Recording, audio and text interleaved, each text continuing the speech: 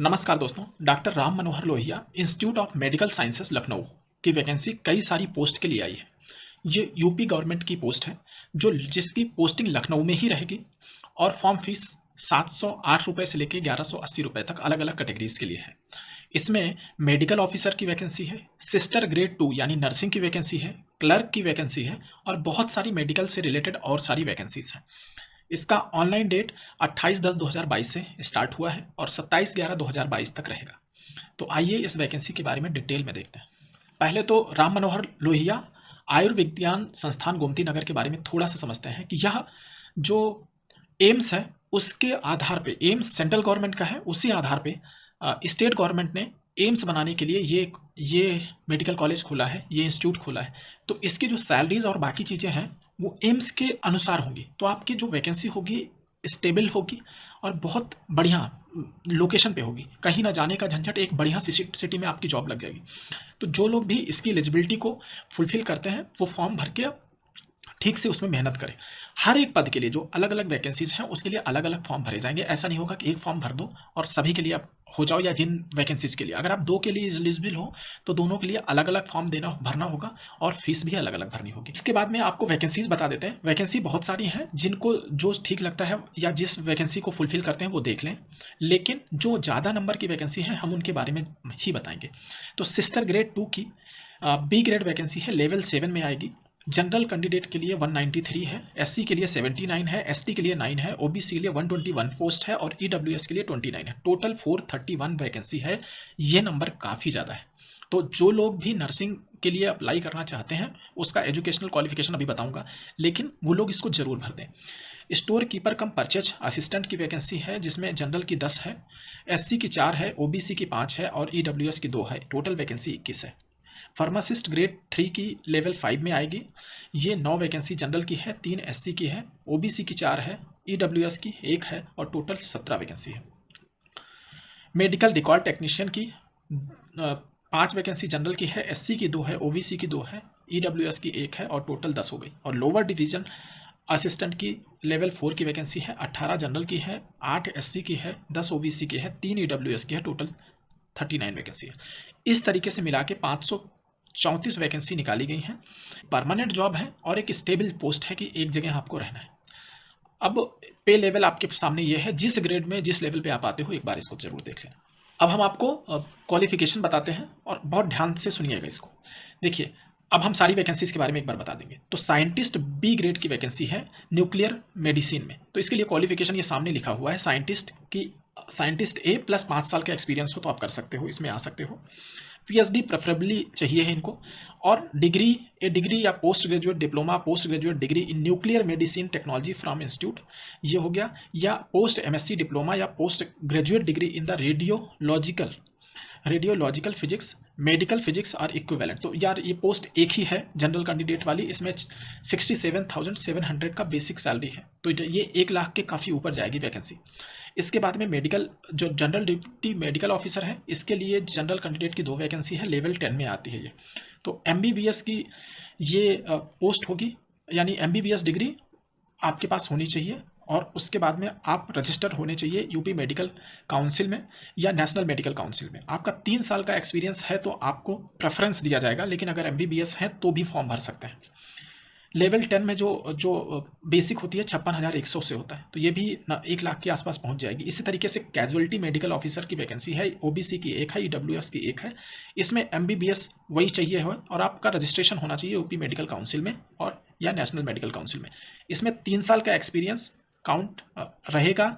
अब इनमें जो आपका एक्सपीरियंस है वो इमरजेंसी या कैजुअलिटी डिपार्टमेंट में होना चाहिए, वो प्रेफर करेंगे, वो भी गवर्नमेंट और सेमी गवर्नमेंट या कॉर्पोरेट हॉस्पिटल से। तो इस तरीके से साइंटिस्ट ए रेडिएशन ऑन्कोलॉजी की 1 वैकेंसी है, आप अपनी क्वालिफिकेशन इसमें देख लेना। साइंटिस्ट ए की रिसर्च ऑफिसर की 1 वैकेंसी है, आप भी अपना क्वालिफिकेशन देख लेना। वेटरनरी ऑफिसर की 1 वैकेंसी है, क्वालिफिकेशन साइड में लिखा हुआ है। अब आते हैं सिस्टर ग्रेड 2 पे, इसकी ही वैकेंसी सबसे ज़्यादा है। ये L7 में आएगा, 44,900 बेसिक पे है। इस हिसाब से ये 80,000 के आसपास जाएगा। तो एजुकेशनल क्वालिफिकेशन आप बहुत ढंग से देख लीजिए। BSc honours nursing, BSc nursing या BSc post certificate, post basic BSc nursing, registered होना चाहिए नर्स और मिडवाइफ इन स्टेट या इंडियन नर्सिंग काउंसिल। तो रजिस्ट्रेशन जो लोग ये करते हैं वो करवा ही लेते हैं, इसमें बड़ी बात नहीं। दूसरा क्वालिफिकेशन भी है, यानी बीएससी नर्सिंग तो ही है, दूसरा है diploma in general nursing midwife. तो इस केस में है जीएनएम जिसको बोलते हैं वो हो। उसके बाद में आपका रजिस्टर्ड होना चाहिए मिडवाइफ में, वो तो पक्का होना चाहिए। 2 साल का एक्सपीरियंस है किसमें, 50 बेड हॉस्पिटल में, तो आप इसके लिए एलिजिबल हैं। सिंपल सी बात एक बार फिर से बताते हैं, बीएससी हैं आप या फिर जीएनएम है। अगर आप जीएनएम है तो 2 साल का एक्सपीरियंस चाहिए 50 बेड हॉस्पिटल में, और नर्सिंग है तो कोई ज़रूरत नहीं, उसके साथ में रजिस्ट्रेशन आपका होना चाहिए, आप तुरंत अप्लाई कर सकते हैं इसके लिए। अब देख लेते हैं कि पोस्ट है असिस्टेंट डाइट्रिशियन, एक वैकेंसी है। लाइब्रेरियन ग्रेड 3, इसकी भी आप देख सकते हैं इसमें क्या चाहिए होता है। स्टोर कीपर कम परचेज असिस्टेंट, इसकी वैकेंसी ज़्यादा है, मैं बता रहा हूँ इसमें। इसकी 35,400 से लेकर सैलरी स्टार्ट हो रही है, तो ये भी 60 से 70,000 तक है।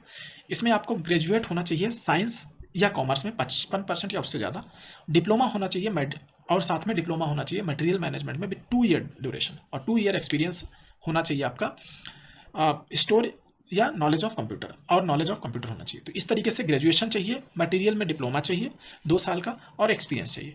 जूनियर इंजीनियर की एक वैकेंसी है, वो आप देख लीजिएगा, डिप्लोमा चाहिए है।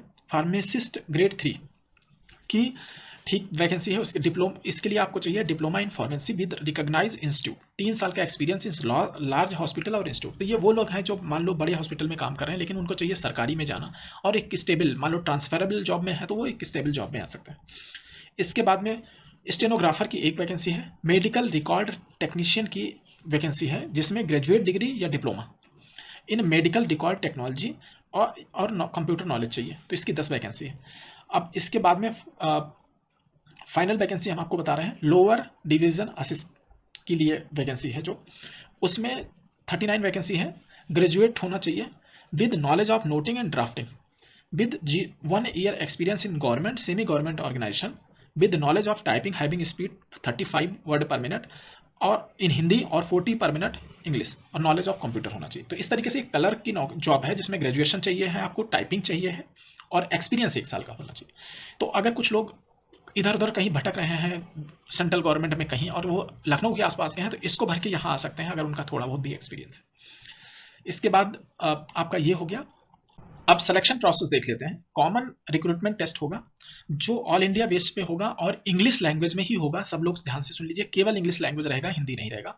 2 घंटे का टेस्ट होगा, 100 नंबर का होगा, जिनमें से 60 नंबर आपके क्वालिफिकेशन के जो आपने किया है उससे रिलेटेड सब क्वेश्चन पूछे जाएंगे। 10 क्वेश्चन होगा जनरल इंग्लिश का, 10 क्वेश्चन होगा जनरल नॉलेज का, 10 क्वेश्चन होगा रीजनिंग का, और 10 क्वेश्चन होगा मैथमेटिक्स एप्टीट्यूड का।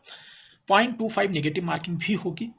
क्वालिफाई करने के लिए 50% जनरल के लिए चाहिए और ईडब्ल्यूएस के लिए चाहिए, 40% एससी एसटी ओडब्ल्यूएस और फिजिकली हैंडीकैप्ड के लिए चाहिए मार्क्स।